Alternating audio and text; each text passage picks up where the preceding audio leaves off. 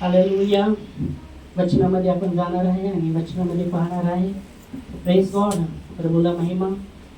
आणि वचनामध्ये आम्ही यावेळेस जाणार आहे. ओके.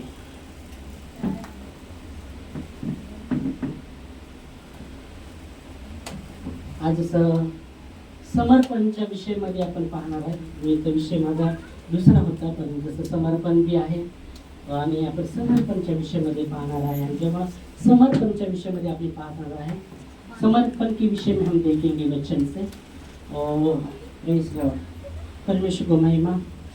समर्पण, जब आप बच्चे का समर्पण कर रहे, इसका मतलब क्या कर रहे कि प्रभु आपने वो बच्चा हमें आशीषित किया है और आपके हाथ में हम सौंप देते हैं. आमेन. हालेलुया. परमेश्वर के हाथ में वो बच्चे को देना, क्योंकि उसने ब्लेसिंग दिया है. क्योंकि बाइबल में लिखा गया है, भजन संहिता में, भजन संहिता 127 और 3 वचन में लिखा गया है, बच्चे परमेश्वर ने दिया हुआ धन है. हम पढ़ेंगे, पढ़ सकते हैं. देखो, लड़के यहोवा के दिए हुए भाग हैं. जो बच्चे, जो भी संतति है, वो परमेश्वर के दिए हुए भाग है. Praise God. आगे. गर्भ का फल उसकी ओर से प्रतिफल है. और गर्भ का फल उसके प्रति प्रतिफल है. आमेन. तो वचन कहता है कि बच्चे, जो संतति है, बच्चे परमेश्वर ने दिया हुआ भाग है. आमेन. परमेश्वर ने दिया हुआ भाग है. और वचन क्या कहते हैं दूसरे पार्ट में, गर्भ का फल उसके प्रति प्रतिफल है. परमेश्वर की ओर से वो आपको प्रतिफल मिला है. आमीन.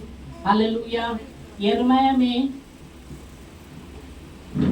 कहता है कि मेरे माँ के गर्भ में परमेश्वर का वचन उसके पास जब आया, वो ऐसा आया कि तेरे माँ के गर्भ में रचने से पहले मैं तुझे जानता हूँ.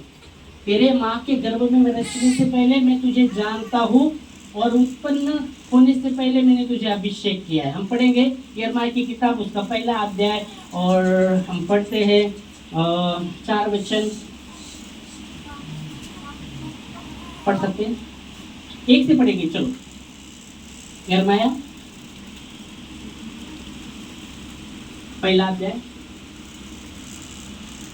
4 से नहीं, शायद 4 से 4-5 वचन में आपको मिलेगा. पढ़ सकते हैं. तब यहोवा का यह वचन मेरे कितना वचन पढ़ रहे हैं? 4. ओके, 4. तब यहोवा का, यिर्मयाह पहला अध्याय और 4 वचन.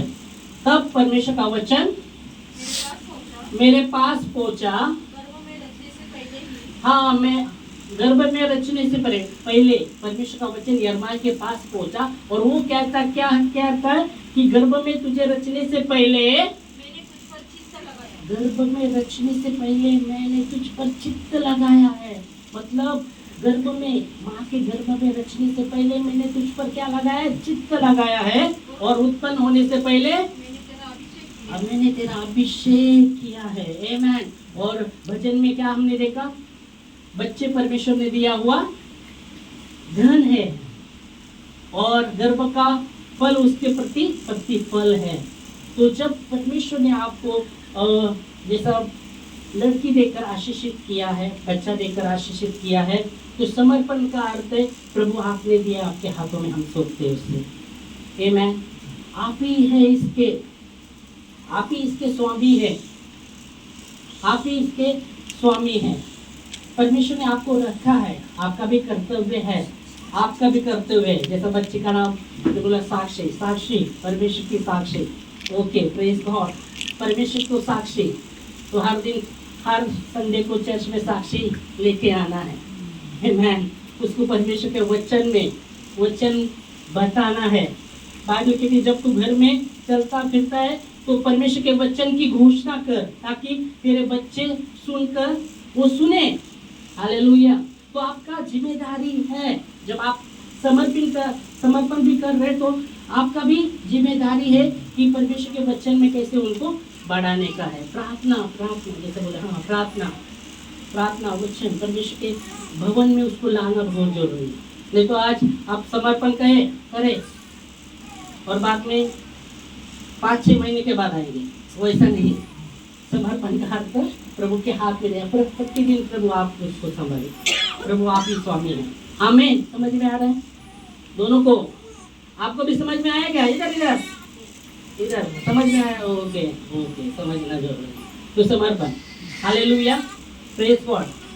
दावीद राजा कहता है तू मेरे मन का स्वामी है और मेरे माँ के गर्भ में रचने से पहले, वो कहता है मेरे माँ के गर्भ में तूने मुझे उत्पन्न किया है।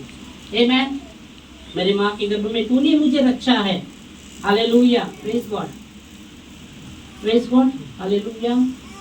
और भजन लिखने वाला भी कहता है मैं बहुत ही स्तुति करूंगा, मैं अधिक स्तुति करूंगा, क्योंकि मेरे माँ के गर्भ से मुझे बाहर तूने निकाला है। नहीं तो कुछ बच्चे क्या माँ के गर्भ में मरते, मालूम है आपको? कुछ बच्चे माँ के गर्भ में भी मर जाते, और वो कहते हैं मैं अधिक स्तुति करूंगा क्योंकि मेरे माँ के गर्भ से तूने मुझे बाहर निकाला है। आमेन, हालेलुया, प्रेज गॉड, हालेलुया। तो समर्पण के विषय में हम जब देखते हैं, हालेलुया, और समर्पण के विषय में जैसे बच्चे का है और बड़े की के भी विषय में हम देखेंगे।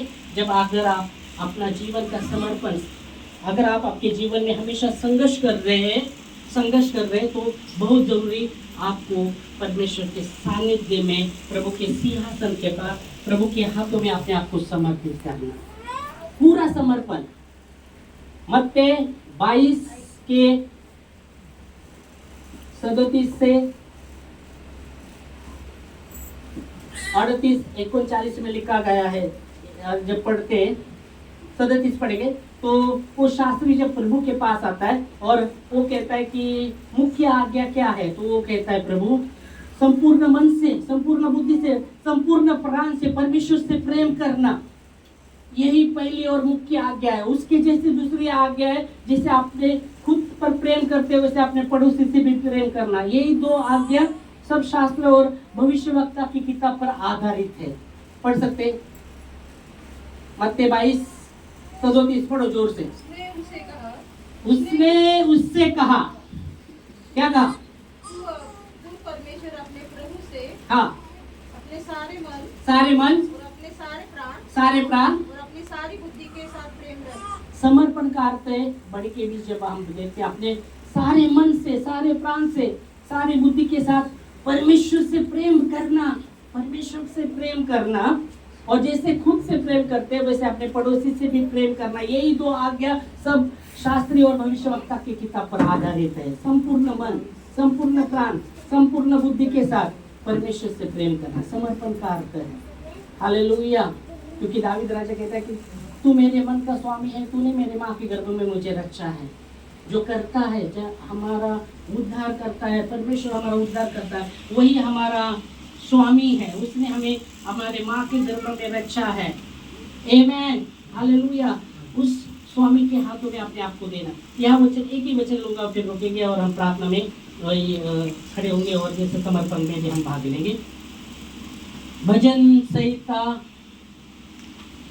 24 के 1 में लिखा है पृथ्वी और पृथ्वी में जो कुछ है सब कुछ यहोवा का है, उसमें रहने वाले भी परमेश्वर के हैं। देखो भजन संहिता 24 के 1 में